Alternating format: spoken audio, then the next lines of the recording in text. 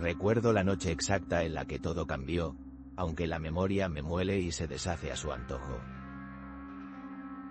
Estaba sentado en mi butaca, frente a la chimenea, como tantas otras noches, con el mantel de cuadros sobre las rodillas y la radio apagada porque el silencio aprendió a hablar entre las paredes.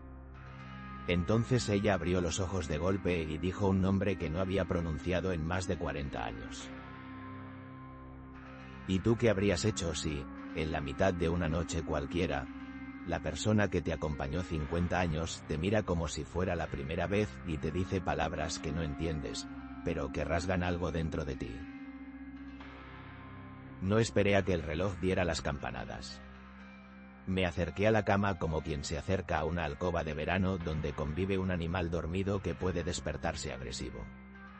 Ella me tomó la mano con fuerza, como si a través de mi palma intentara sujetar un recuerdo.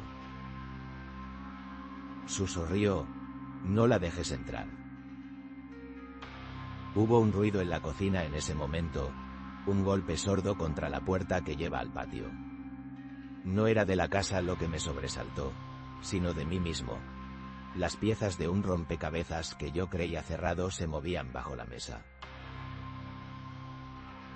¿Qué quería decir ella con «no la dejes entrar»? ¿A quién llamaba ella? Preguntas que me quemaron la garganta y que no estaban hechas para la mirada de una enferma que a veces no distinguía la sal de la luna. Esa noche cambia la geografía de mi memoria. De la butaca a la cocina, de la cocina al patio, del patio al río que bordea el pueblo. Mis pasos volvieron años atrás, cuando yo era joven y creía que los silencios se marchaban con la marea. Recuerdo la lluvia aquella otra noche, la lluvia que parecía lavar la conciencia de los que no queríamos cargar con un nombre ajeno.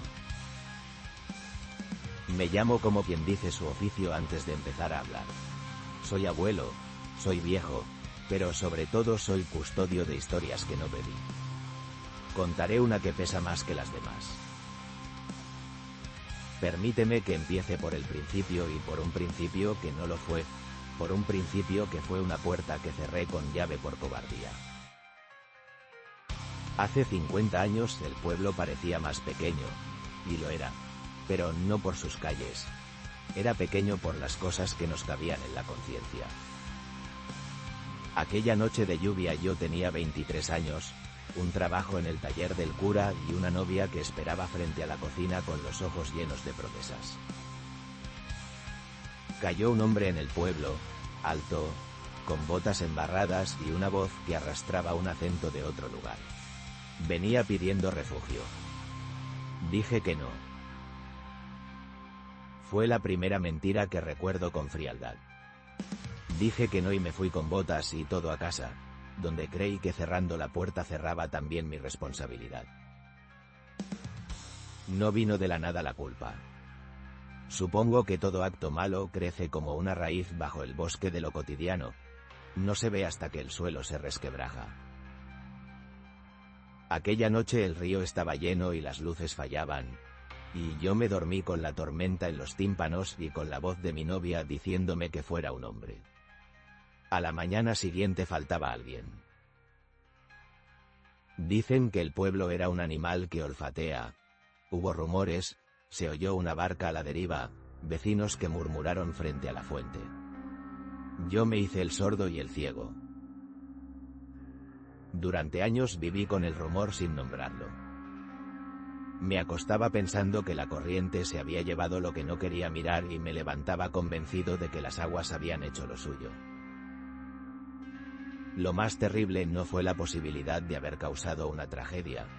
Lo más terrible fue mi decisión de no preguntar, de no buscar, de no abrir la puerta.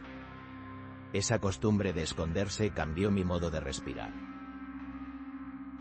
Volvimos a casa, nos casamos y la vida siguió su camino, con escenas pequeñas que recomponen a la gente. Hijos, trabajo, la tienda de la esquina. Pero hay un hueco, un expediente sin cerrar, y con los años ese hueco se hace voz y llama. Cuando mi mujer comenzó a olvidar, las piezas del pasado empezaron a salir sin permiso. A veces traía nombres que parecían anuncios olvidados. Otras veces recitaba direcciones que nunca existieron en nuestro callejero. Y esa noche me dijo, no la dejes entrar. Al principio lo atribuimos a la enfermedad. Así es la demencia, como un mapa borroneado. Los días tienen sombras y las sombras, a su vez, tienen recuerdos que no les pertenecen. Pero luego empezaron a ocurrir pequeñas cosas que no cuadraban. Una muñeca de trapo apareció en el umbral, con la ropa húmeda como si hubiera venido de la lluvia. Unas huellas en el barro del jardín que no fueron de las botas que compré en otoño. Una nota, escrita con letra temblorosa, que decía, perdón, y que yo encontraba doblada dentro de un libro que jamás abriría. Pensé que en el pueblo la gente se divertía con bromas. Fui a la policlínica a ver al médico y le conté lo que sucedía. Me miró con esos ojos de quien ha visto demasiadas noches y me dijo, es la memoria que intenta recomponerse, Santiago. A veces la mente, cuando falta, empieza a ordenar antiguas culpas. Su diagnóstico no me tranquilizó. Me dejó una pista que olía a verdad. La mente es un archivo y cuando algo falta se corrompe. Entonces empecé a vigilar. No por heroísmo, sino por miedo, porque la idea de que alguien pudiera acercarse a nuestra casa me parecía intolerable. Compré una linterna, posé una silla junto a la puerta y pasé noches enteras en vela, mirando la ventana donde, tantas veces, había dejado mi juventud prisionera. Vi sombras que no eran sombras. Escuché pasos que resultaron ser el viento. Y, sobre todo, aguardé una revancha que nunca llegó. La noche de las huellas fue la que me cambió la respiración. Salí a echar un vistazo al jardín con la luz temblando en la mano y encontré 3 huellas pequeñas y desiguales que se dirigían hacia la azotea de la cochera. Subí y miré la ladera. La luna dibujaba un camino de plata sobre el río. Y en el barro, junto al canal, había una pequeña figura hecha de barro, como una talla infantil. La cogí con la mano y la llevé a la casa. Ella la miró, con la claridad de un recuerdo que atraviesa la niebla, y dijo, «¿Lo reconoces, verdad?» No lo reconocí, y sin embargo algo dentro se estremeció. Esa noche se abrió una novela que preferiría no haber leído. Empecé a desempolvar papeles, a hablar con gente que ya no tenía ganas de revolver esas aguas. Hablé con la mujer del molino, con el cartero que recordaba todas las cartas, con el hombre del bar que ese día cerró la persiana temprano. Nadie me dijo la verdad con claridad. Todos tenían retazos, como si el pasado fuera una manta que se ha ido perdiendo tu alma por detrás. Hubo un silencio entre quienes sabían y los que no querían saber. Me encontré frente a mí mismo, cuestionando si lo que me perseguía era la realidad o un ajuste de cuentas interno. Yo quería creer que era la enfermedad la que traía nombres que ya no existían, pero cada nombre encendía un foco que yo tenía cubierto de polvo. Al mismo tiempo, veía a mi mujer perderse en conversaciones con alguien invisible, y eso me desgarraba. ¿Qué es peor, preguntar y despertar algo que es mejor dejar morir, o callar y seguir llevando una mentira? Tomé una decisión que no fue valiente. Abrí una caja con cartas que había guardado bajo la cama. Eran cartas que yo había escrito y no enviado, que contenían dudas, confesiones de juventud que me parecieron entonces cobardes y que ahora leían como señales. En una de ellas había una línea que no recordaba haber escrito. Si alguna vez vuelvo a mirar hacia el río y no reconozco a quien vive al otro lado, que alguien me recuerde quién fui. No sé por qué la escribí. Tal vez fue una anticipación, una mano que me empujó a prepararme para la culpa. La segunda gran noche vino después de varios intentos de explicarlo todo con palabras templadas. Había una cierta coherencia en las escenas. La muñeca, las huellas, la nota. Fui a la orilla del río porque la noche me obligó a hacerlo. No por valentía, sino por esa necesidad antigua de mirar las cosas de frente. El río no me explicó nada. Sin embargo, al pie de un sos encontré algo que mi conciencia conocía aunque mi memoria no. Una pequeña piedra marcada con una inicial. Aquella inicial era la de un nombre que yo había empujado fuera de mi casa y de mi vida. Me arrodillé en la orilla y las palabras de mi mujer volvieron a mi cabeza. No la dejes entrar. ¿Quién es ella? La culpa, la memoria, la mujer que no protegí. Es curioso cómo la mente usa las mismas imágenes para diferentes significados. La piedra podía ser un talismán, una broma, un trofeo antiguo. Para mí era una prueba y mi prueba se alimentó de silencio. Fui a la policía sin la valentía necesaria para confesar. Les conté las huellas, les mostré la nota y la piedra, y les hablé con acento agudo de mi mujer. Tomaron declaración y me miraron con esa piedad oficial que no cura. Me dijeron que abrirían un expediente, que mirarían fotografías antiguas, que no prometían milagros. Salí de allí como salí tantas veces, con la sensación de que estaba aplicando parches a un barco que necesitaba incendiarse para dejar de flotar. El cambio final llegó en una noche de calma sin viento. Había puesto una lámpara en la ventana para ver la calle y, tal vez, para sentir que había luz dentro de la casa si alguien pasaba por fuera. A eso de la medianoche la lámpara se apagó sola. No hubo cortocircuito. Ella, a mi lado, sonrió con una claridad que me dejó sin aliento y dijo: «Ha venido a ver si lo cerraste todo». Me miró con esa mezcla de ternura y acusación que solo poseen los que han sido habitantes de una verdad eterna. Le pregunté quién había venido y ella respondió: «Ella». Esa noche decidí actuar como si la vida fuera todavía un contrato con el mundo. Fui a la casa de la mujer del molino, que era la que más recordaba. Me abrió con la puerta entreabierta y la cara tiznada por el fuego del hogar. Al principio dijo no recordar, después vaciló y, al final, contó un retazo. Dijo que años atrás, aquella noche de lluvia, había visto a un hombre correr hacia el puente y a otro hombre que miraba hacia el pueblo desde arriba, como si supiera que lo que estaba por suceder no podía evitarse. Sus palabras fueron un golpe y una tableta de hielo a la vez. Me describía a mí sin nombrarme, y en esa descripción yo vi la sombra del joven que fui. La verdad, cuando se avecina, llega a trozos. Comprendí que en mi decisión de no abrir la puerta había algo más que miedo. Había apoyo al silencio que otros preferían conservar. El pueblo, por conveniencia o por temor, dejó que la historia se escondiera entre las hojas. Y ahora mi mujer, con esa enfermedad que roba las noches, me devolvía las piezas con la insistencia de una mano que araña el cristal. Esa misma semana encontré un diario viejo en una caja que creía vacía. Era de la persona que desapareció, páginas escritas con letra que conocía sin conocer. Había una entrada que decía: «Si alguna vez me necesitas, yo estaré en el SOS». La precisión me golpeó.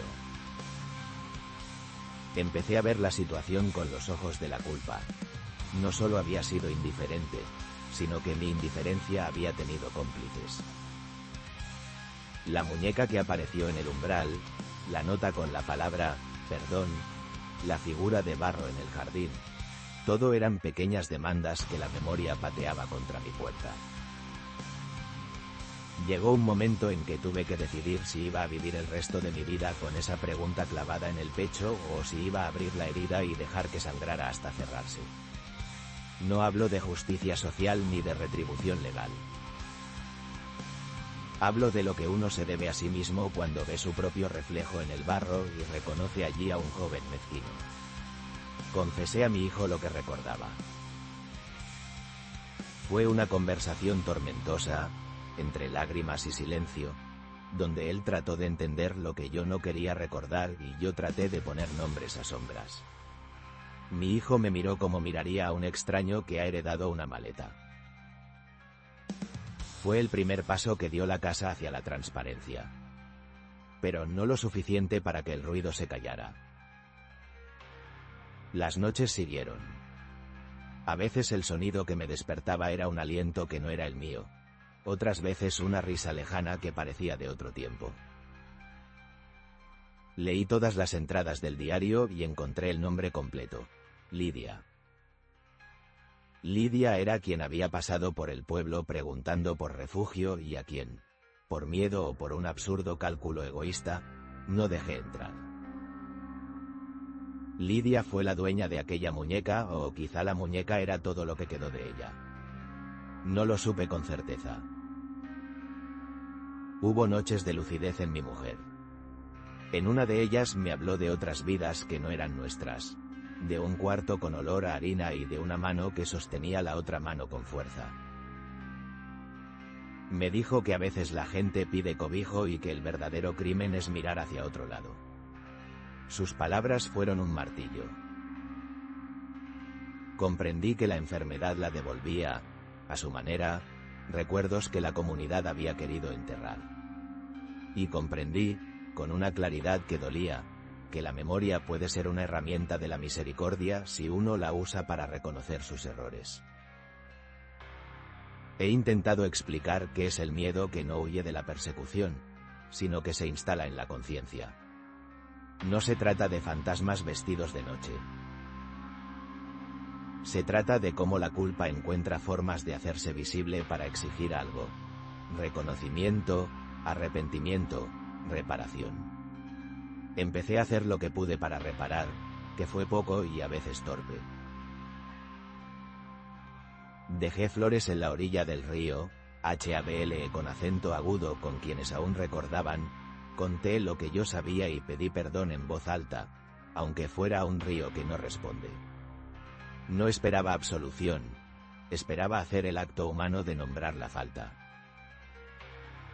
El pueblo reaccionó con esa mezcla de resignación y alivio que tiene la gente cuando una verdad se asoma por la puerta.